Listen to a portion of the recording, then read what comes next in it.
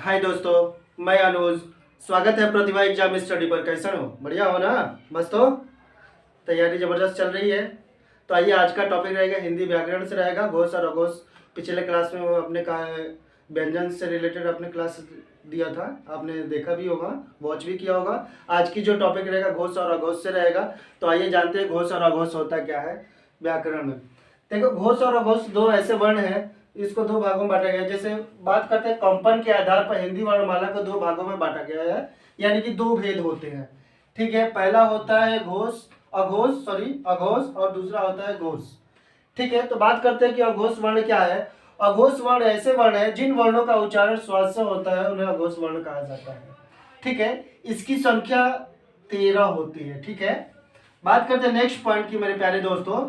तो प्रत्येक वर्ग का पहला और दूसरा वर्ण अघोष कहलाता है। जैसे आपका जो है यह क से जो अंतस्थ व्यंजन होते हैं, सॉरी स्पर्श व्यंजन जो होते हैं, 25 जो स्पर्श व्यंजन होते हैं, तो पहला वर्ग, दूसरा वर्ग, तीसरा वर्ग, चौथा और पांचवा, ये 5 वर्ग होते हैं।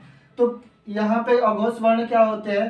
प्रत्येक वर्ग का पहला और दूसरा, यानी कि ये क ख से लेकर के प से फ तक के बीच में जो भी वर्ण है, यह अघोष वर्ण कहलाते हैं। ठीक है मेरे प्यारे दोस्तों, इसके अलावा जो ऊष्म व्यंजन होते हैं, 4 ऊष्म व्यंजन होते हैं, उसमें से ह को छोड़ करके 3 जो ऊष्म व्यंजन है, जैसे सड़क वाला स है, शहर वाला स और सतकोण वाला स जो आते हैं, ये अघोष वर्ण के अंतर्गत आते हैं। इस चीज को ध्यान रखें मेरे प्यारे दोस्तों। ठीक है, बात करते हैं नेक्स्ट जो है घोष वर्ण। घोष ऐसे वर्ण है जिनका उच्चारण नाद या गले से होकर के होता है या किया जाता है, उन्हें अघोष वर्ण कहा जाता है मेरे प्यारे दोस्तों।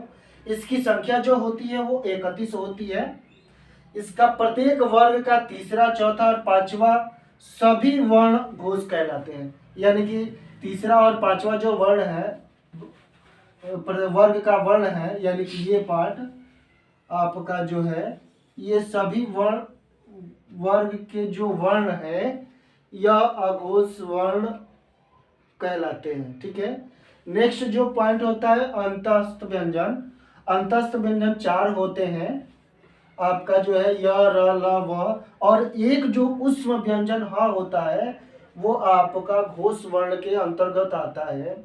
और जो सभी स्वर होते हैं अ से लेकर के अ तक, यह भी घोष वर्ण के अंतर्गत आते हैं। ठीक है मेरे प्यारे दोस्तों, तो इस चीज़ को ध्यान रखिएगा। कि यह क्लास कैसी लगी बताइएगा कमेंट करके, और इस सभी क्लास की नोटिफिकेशन पाने के लिए प्रतिभा एग्जाम स्टडी को सब्सक्राइब कर लें, बेल आइकन बटन को दबाएं, ताकि नोटिफिकेशन आपको मिलती रहे। मिलते हैं हम अगले नेक्स्ट वीडियो में। थैंक यू दोस्तों।